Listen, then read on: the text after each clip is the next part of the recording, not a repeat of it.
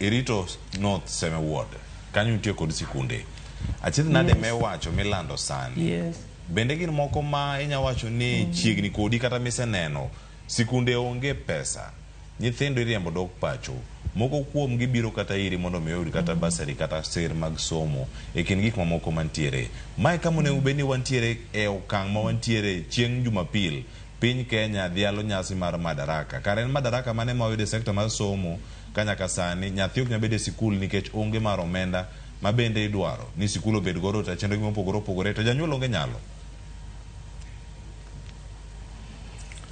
In kare gima wacho ni nitiere a lot of challenges sani weche mag somo ka nyalo wacho ni kaka wan Kisumu County Government governor nochako gimoro ni basari.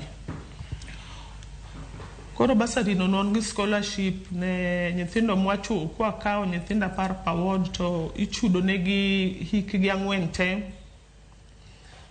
Wan gi jo tertiary to wan gi jo university wan gi KMTC. Koro en gima wasebedo nga kwa timo higa ka higa kendo en budget mwaketo. Koro kasani endi ka wan Kisumu County waonge thuolo mar chulo basari no nikech control of budget ne opingo wacho ni ok en responsibility mar county. To gino waneno ka hinyowa kendo pod wan gi geno ni sirikal nyalo yienwa mondo wadhi mbele gi chulo fees no nikech en gima ne konyo janyuol kabisa. Kendo aseneno pek